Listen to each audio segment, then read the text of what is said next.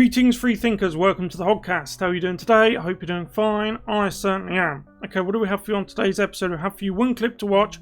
This is Biden's pick for the ambassador to the United Nations. This is Linda Thomas-Greenfield. Her pitch going into her job. This is to the United Nations, which is by default to the world, really. Her pitch is: the United States was founded on my racism, my ism, my ist, my supremacy, my whiteness, and so on and so on.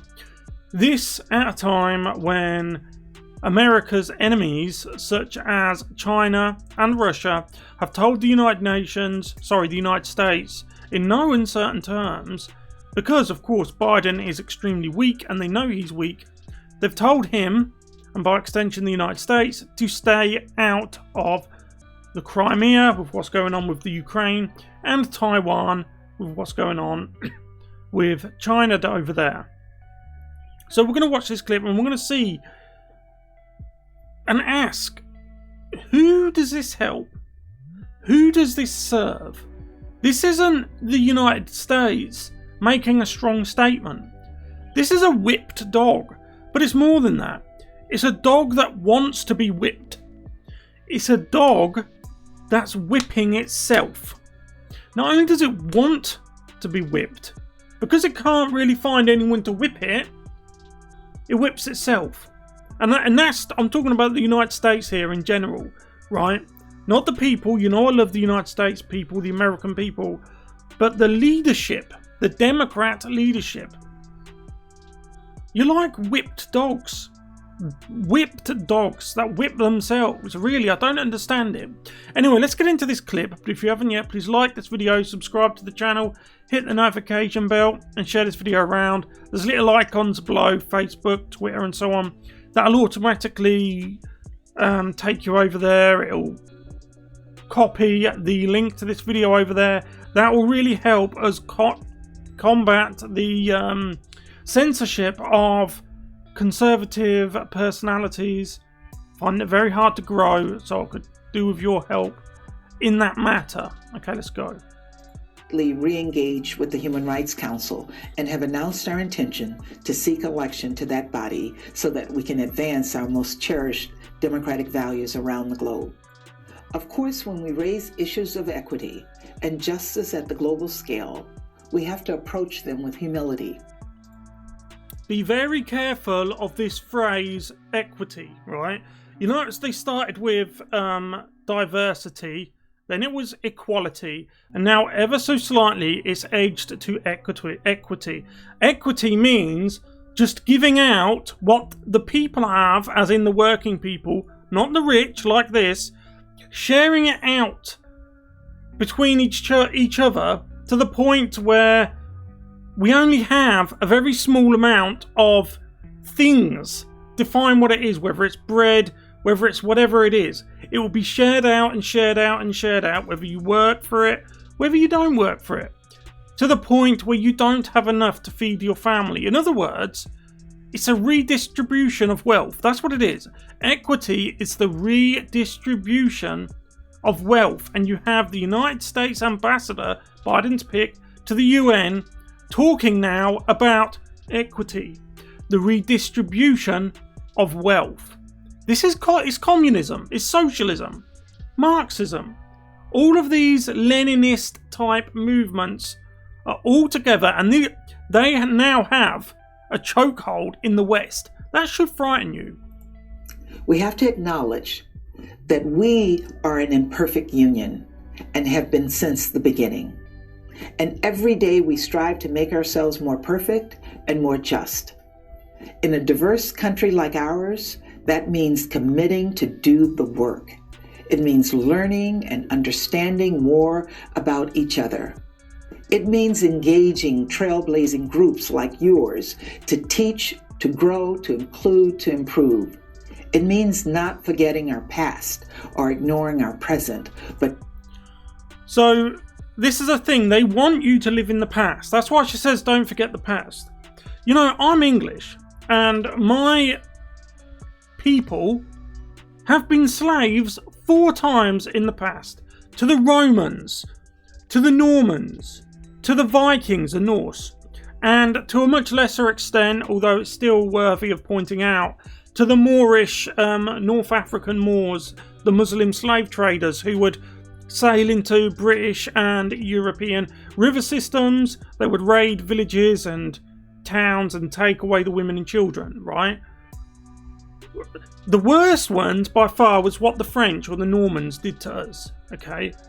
But we joined forces with them twice to try to save them in the First and Second World Wars, because we don't look to the past. We don't want to keep whipping ourselves and flogging ourselves. The reason why the likes of her want you to focus on the past is because they want you to feel guilty. The more guilty you feel, the easier it is for the likes of this woman to manipulate you, to control you. And you notice that most of what she's saying is vague. She's talking about vague things like trailblazing, equity, diversity, inclusion. None of this is concrete. They don't say they're going to do X, Y, Z, and they're going to do it for this reason at this time.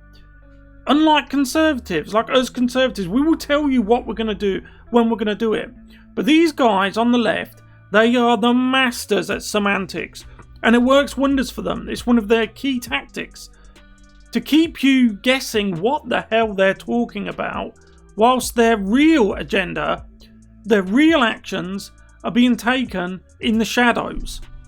But keeping both firmly in mind as we push for a better future.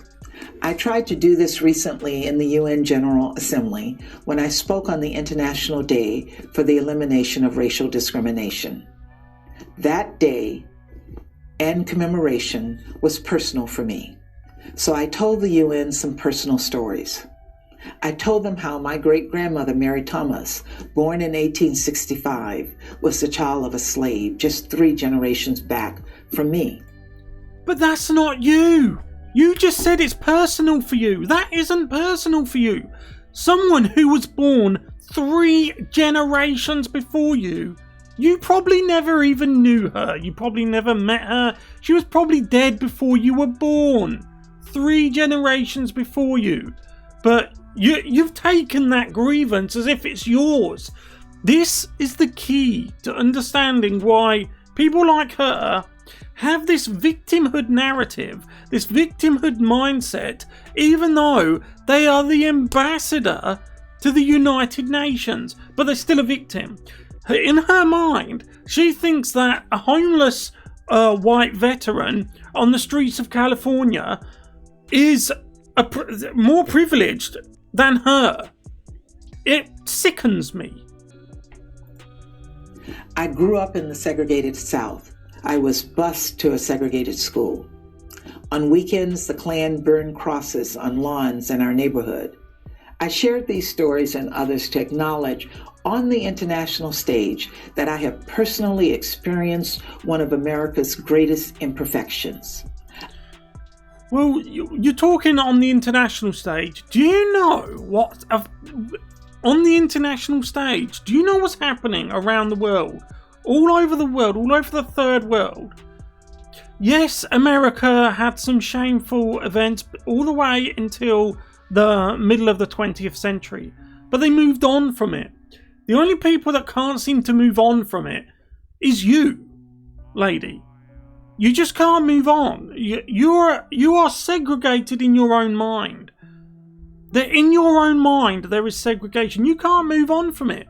Everyone else has moved on apart from you and yours. And you say about on the international stage, you were telling them, like it's a Victimhood Olympics, which for the globalist set, it really is. That's probably why she was trying to outcompete whoever it was she was talking to. But compared to some of the things that are happening in the world, in the third world, and have you noticed that the people in, for example, the Ukrainians who are getting crushed in the Crimea by the Russians, do you see them bleating? People in the third world. I remember that in the Rwandan genocide, when you had all those people who had their hands cut off, and you'd see them holding their arms up and they had no hands. On both arms, they had no hands. But they could still smile. They had nothing. But they looked to the future and they could smile. And still we have this woman, the ambassador to the United Nations. She's in the top 1%. She earns a lot of money and has a lot of power. But she's still talking about, well, I got bused to school in the year 1950. It's not the year 1950, love. I've seen for myself how the original sin of slavery weaved white supremacy into our founding documents and principles. So you can see what she's trying to say. The founding documents and principles. They love to, as I said about the semantics, right? Read in between the lines. I'm sure you're capable of it. I know a lot of people who watch my channel are. Weaved into the founding documents and principles. So what do you think she wants to do to those founding documents? You know what this is what I mean about the semantics. The founding documents are, don't you? The Constitution. I also shared these stories to offer up an insight, a simple truth I've learned over the years. Racism is not the problem of the person who experiences it. Those of us who experience racism cannot and should not internalize it, despite the impact it can have on our everyday lives. Racism is the problem of the racist, and it is the problem of the society that produces the racist. And in today's world, that's every society. In America, that takes many forms. It's the white supremacy that led... So in other words, you're saying that racism is everywhere and everything. Listen, lady, right, Biden should get rid of this woman and quickly. If she sees, by her own admission, she sees racism everywhere, in every society, everywhere she goes, it seems to follow her, right? Maybe it's not every society. Maybe it's not America. Maybe it's just you. Maybe it's just you. You're the one who keeps talking about it. You're the one who, despite projecting about, oh, well, we should not internalise it, has clearly internalised it. You're the one saying that it's in every society. No, it's not. It's following you around because you're just looking at your own shadow, your own reflection in the mirror, and you're just projecting it onto, and I'm quoting you here, every society. Led to the senseless killing of George Floyd, Breonna Taylor, Ahmaud Arbery, and so many other Black Americans. You notice that she only cares about them. What about all the others? She wouldn't care if someone like me, like Tony Timper, for example. It wouldn't bother her. So again, who's the real ism? Who's the realist? If you don't care for anyone other than people who look like you. Because that is a defining mark of a racist. It's the spike in hate crimes over the past 3 years against Latino Americans, Sikh, Muslim Americans, Jewish Americans, and immigrants. You notice how she leaves Asians out there. And do you know why she leaves Asians out? Because there has been a dramatic increase in Black on Asian hate crimes. And not only that, I would suggest you go and look at the FBI crime statistics whilst you still can, because I know that since this whole debate has really came to the fore, they are trying to hide the inconvenient facts around the hate crime statistics. You will find that people that look like me are by far more per capita the victims of those type of crimes perpetrated by people that look like her than the other way round. But we'll ignore that. And it's the bullying, discrimination, brutality, and violence that Asian Americans face every day, especially since the outbreak of COVID-19. That's why the Biden administration has made racial equity a top priority across the entire government. So you know what I'm saying with racial equity? It started with diversity, then equality, and now it's equity. You will keep hearing this word. Equity just means to spread everything out completely even. Sounds brilliant, doesn't it? Sounds great, doesn't it? But what happens if you worked very hard for your big pile of bread, right? And then the people down on the end of the street, they love to play gangster. You know, they're not really bothered. What gives them right to a slice of your bread? And then because you have many different loaves of bread, the people down the end of the street demand equity. They demand, in the name of society, you give them your bread. So it gets thinned out and thinned out and thinned out between the people until eventually you don't even have a slice left to feed your own family. That is a very simplified version of what has happened every time equity, communism, has been tried in many different countries. You end up spreading it out so thin that there's not enough for anyone. Really. And I'm making it a real focus of my tenure at the U.S. mission to the United Nations. But when I say... So, that's the United States ambassador to the United Nations. Wow. What a charming woman. You know that she's gonna...